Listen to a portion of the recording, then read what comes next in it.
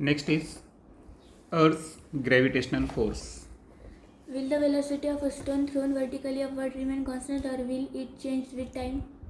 आता एखादा स्टोन आहे, त्या स्टोनला आपण व्हर्टिकली अपवर्ड्स म्हणजे against the gravitational force of earth throw केला आपण अपवर्ड डायरेक्शननं, तर त्याची जी व्हेलॉसिटी आहे ही रिमेन कॉन्स्टंट राहील का? तर आन्सर आहे no. Will it change with time? आणि डेफिनेटली ती टाईमनुसार काय होणार? चेंज. अर्थातच ती काय होत जाणार? डिक्रीज होत जाणार. Why doesn't the stone move up all the time? त्या अगोदर एक प्रश्न होता, हाऊ विल इट चेंज, है ना, आणि why doesn't the stone move up all the time.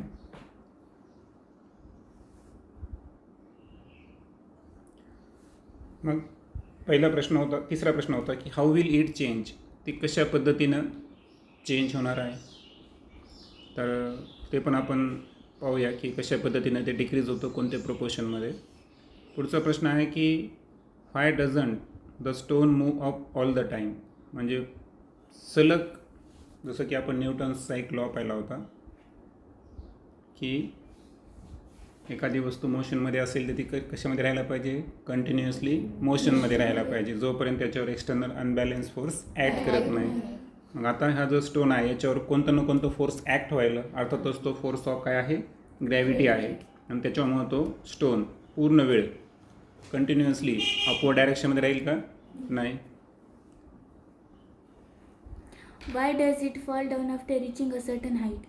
आणि एका विशिष्ट हाईटवर पोहोचल्यानंतर तो परत पृथ्वीकडे का येतो? ओके, ते पण आन्सर पाहू. What does its maximum height depend on? आणि एखादा मग स्टोन आहे तो मॅक्झिमम किती हाईटवर जाईल हे कशावर डिपेंड आहे? तर definitely it is depend on the initial velocity, है ना, की जेव्हा आपण थ्रो करताना मस्क्युलर फोर्स किती लावतो, बरोबर आहे का? अर्थातच त्याला इनिशियल वेलोसिटी किती प्रोव्हाइड करतो यावरच त्याची मॅक्झिमम हाईट काय असते? डिपेंड असते. ठीक आहे, एक एक पॉईंट आपण आता क्लिअर करू. The earth attracts every object near it towards itself because of the gravitational force. आता अर्थ जी आहे तर ही प्रत्येक ऑब्जेक्ट जो आहे तिच्याजवळचा, तर त्या ऑब्जेक्टला काय करत असते?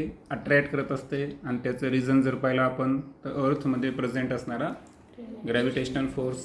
The center of mass of the earth is situated at its center, so the gravitational force on any object due to the earth is always directed towards the center of the earth.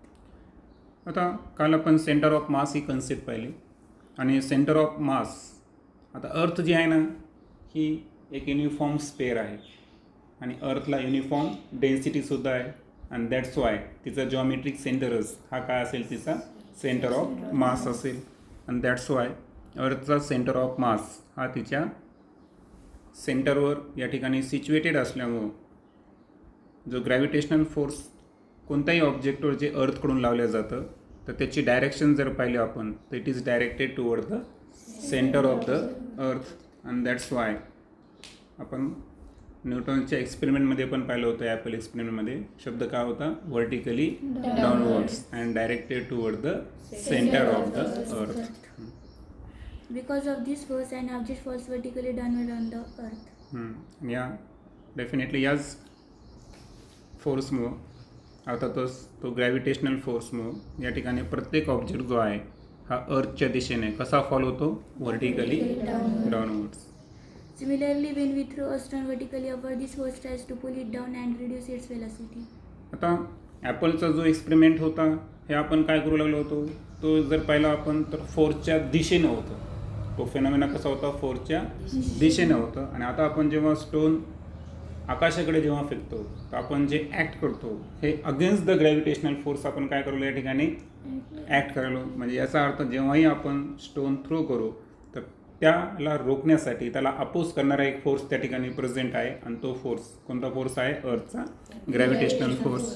And that's why जेव्हाही आपण stone vertically upwards या ठिकाणी throw करतो तर तो gravitational force जो की कसा ॲक्ट व्हायला? व्हर्टिकली डाऊनवर्ड्स हा त्याला पूल ओढण्याचा प्रयत्न करतो. आणि दॅट्स वाय सायमल्टेनियसली वर जाणारा जो स्टोन आहे त्याची हळूहळू व्हेलॉसिटी काय होत जाते?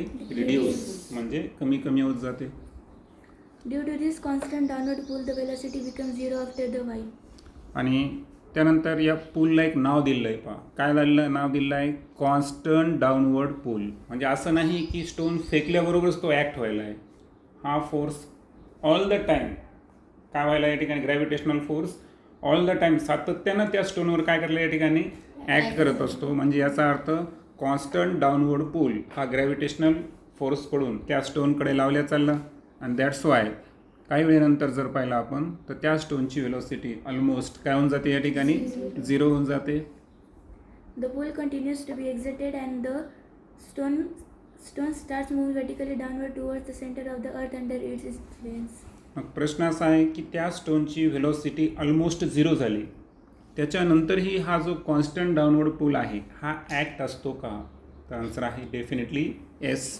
आणि पूल जो डाऊनवर्ड कॉन्स्टंट पूल आहे, कॉन्स्टंट डाऊनवर्ड पूल, हा कंटिन्युअसली तिथं एक्झिस्ट असतो आणि तो ॲक्च्युअल स्टोनला या ठिकाणी कसा मूव्ह करतो, vertically downward. And definitely vertically downward येत असताना त्याची डायरेक्शन कशी असेल, toward the centre of the earth. आणि अंडर हे सर्व कशाच्या अंडरमध्ये झालं, अंडर द ग्रॅव्हिटेशनल फोर्सचा जो इन्फ्लुअन्स आहे. ओके, इट्स इन्फ्लुअन्स म्हणजे हा इन्फ्लुअन्स कोणाचा आहे, ग्रॅव्हिटेशनल फोर्सचा. ओके, प्रॉब्लेम आपण नंतर घेऊ. त्यानंतर Thus, if the earth attracts an apple towards itself, the apple also attracts the earth towards itself with the same force. आता वरती एक पॉईंट मिसिंग झाला की न्यूटन्स लॉ ऑफ ग्रॅव्हिटेशन काय सांगतो की every object attracts every other object. मग आता आपण ॲपल आणि अर्थची तुलना केली, आपल्याला वाटतं की अर्थ फार बिगेस्ट थिंग आहे आणि ॲपल तर बिचारा एक छोटा आहे. मग तो ॲपल काय फोर्स, असं वाटतं आपल्याला फोर्स लावत नसेल असं एखाद्याला वाटू शकतं. बट जेव्हा आपण पाहिलं की ग्रॅव्हिटेशनल फोर्स हा युनिव्हर्सल फोर्स आहे आणि ऑल युनिवर्समधल्या कोणत्याही 2 ऑब्जेक्टवर डिपेंड आहे, it is independent on the mass, shape and size of the object. ते कशावर डिपेंड आहे का, म्हणजे असं आहे का की त्याचा इतका साईज असला तरच तो ॲक्ट करेल किंवा त्याच्या तुलनेत दुसरा इतका असेल तरच तो ॲक्ट करेल, असं आहे का, नाही. तर हा युनिव्हर्सल फोर्स आहे. परीक्षेत असे पण प्रश्न विचारतात बा ज्याचं आपल्याला असं काय वाटतं की आपण सहज प्रश्न विचारला की universal force is depend on mass of the object, density of the object, त्यानंतर व्हॉल्यूम ऑफ द ऑब्जेक्ट आणि त्यानंतर नन ऑफ द अबोव. मग आता आपण विचार करत बसतो, परंतु आपल्याला वाटतं की आपल्या हा सिलेबसच्या आउट ऑफ कंटेन्स क्वेश्चन आहे, परंतु तसं आहे का, नाही. तर मुळात आपली कन्सेप्ट काय होती, आपली कन्सेप्ट होती की युनिव्हर्समधल्या कोणत्याही 2 ऑब्जेक्टवर हा फोर्स एक्झिस्ट आहे, एवढंच तुम्ही शिकलात. याच्या व्यतिरिक्त याच्यामध्ये काही स्पेशल कंडिशन शिकला का, नाही. दॅट्स वाय ॲपल हा अर्थवर आणि अर्थ हा ॲपलवर, दोन्ही ऑब्जेक्ट एकमेकावर काय अप्लाय करतील या ठिकाणी, ग्रॅव्हिटेशनल फोर्स अप्लाय करतील. Why then does the apple fall towards the earth but the earth does not move towards the apple? मग प्रश्न असा आहे की ॲपलच अर्थच्या दिशेने फॉल का झाला, स्वतः अर्थ ॲपलच्या दिशेने का मूव्ह झाली नाही. तर ठीक आहे, त्याचा आन्सर पाहू. The gravitational force due to the earth also acts on the moon because of its revolve around the earth. आता ग्रॅव्हिटेशनल फोर्स जे अर्थकडून मूनवर लावलं जातं, जो की त्याचा कोण आहे, नॅचरल सॅटेलाइट्स आहे. तर हे ग्रॅव्हिटेशनल फोर्स ॲक्ट होण्यामागं रिझन काय आहे, तर रिझन सांगितलं आहे because of it revolves around the earth. कारण मून जो आहे अर्थचा नॅचरल सॅटेलाइट आहे आणि अर्थच्या सराउंडिंगमध्ये तो काय होत आहे या ठिकाणी, रिव्हॉल्व होत आहे विशिष्ट इलिप्टिकल ऑर्बिटमध्ये, ओके, सर्क्युलर ऑर्बिटमध्ये, sorry. Similar situation exists for the artificial satellite orbiting the earth.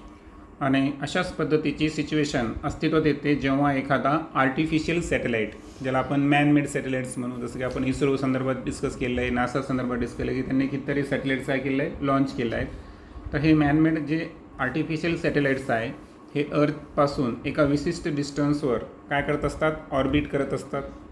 आणि सो सेम सिच्युएशन जी आहे की मून जसं रिव्हॉल्व होतो अर्थच्या सराउंडिंगमध्ये बिकॉज ऑफ ग्रॅव्हिटेशनल फोर्स, तर आर्टिफिशियल सॅटेलाइट्स हे सुद्धा काय करतात, एका विशिष्ट सर्क्युलर पाथमध्ये, विशिष्ट ऑर्बिटमध्ये अर्थच्या सराउंडिंग काय होत असतात, रिव्हॉल्व होत असतात. त्यांना एक विशिष्ट प्रकारची व्हेलॉसिटी दिलेली असते आणि ती व्हेलॉसिटी आपल्याला माहीत आहे ती ऑर्बिटल किंवा क्रिटिकल वेलोसिटी ते पुढं आपण डिस्कस करणार आहे. The moon and the artificial satellite orbit the earth.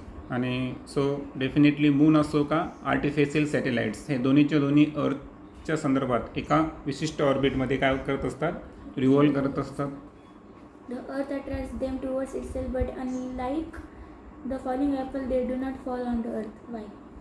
मग प्रश्न असा आहे की मून आणि आर्टिफिशियल सॅटेलाइट जे आहेत हे अर्थच्या ऑर्बिटमध्ये असतानासुद्धा अर्थ जो आहे तर त्या अर्थच्या दिशेने ते अट्रॅक्ट्स होतात का? नाही. जसा ॲपल फॉल झाला होता वर्टिकली डाऊनवर्ड्स अर्थच्या सरफेसवर आला होता, तर सेम पद्धतीनं जे मून आणि आर्टिफिशियल सॅटेलाइट्स आहे ते अर्थवर फॉल झाले का? नाही. तर का झाले नाही? This is because of the velocity of the moon and the satellite along their orbits. याचं रिझन मी तुम्हाला सांगितलं आत्ताच. कारण मून आणि जे सॅटेलाइट्स आहेत तर त्यांना एक विशिष्ट प्रकारची काय असते, व्हेलॉसिटी असते. कारण जेव्हा आपण सॅटेलाइट लॉन्च करत असतो ना, पुढं आपण बघणार आहोत की त्यांना एक विशिष्ट ऑर्बिटमध्ये पाठवतो आपण आणि त्या ऑर्बिटमध्ये आपण एक अशी मिनिमम व्हेलॉसिटी देतो की त्या मिनिमम व्हेलॉसिटीमुळं ते अर्थवर काय होणार नाही, फॉल होणार नाही. आणि दॅट्स वाय त्याला मी आपण ऑर्बिटल व्हेलॉसिटी सध्या कन्सिडर करू. तर जी ऑर्बिटल व्हेलॉसिटी असते मून आणि सॅटेलाइटची, त्यामुळे ते विशिष्ट ऑर्बिटमध्ये सर्क्युलर पाथमध्ये रिव्हॉल्व होतात, मात्र अर्थवर फॉल होत नाही. If this velocity was not there, they would have fallen on the earth. आणि मून आणि आर्टिफिशियल सॅटेलाइट्सला ही जी व्हेलॉसिटी आहे ही व्हेलॉसिटी जर त्यांना प्रोव्हाइड केल्या गेली नसती तर डेफिनेटली ते ऑब्जेक्ट्स डेफिनेटली अर्थवर काय झाले असते, फॉल झाले असते, अर्थच्या सरफेसकडे ते अट्रॅक्ट झाले असते. नेक्स्ट व्हिडिओमध्ये आपण अर्थ ग्रॅव्हिटेशनल ॲक्सिलरेशन संदर्भात डिटेलमध्ये डिस्कस करू.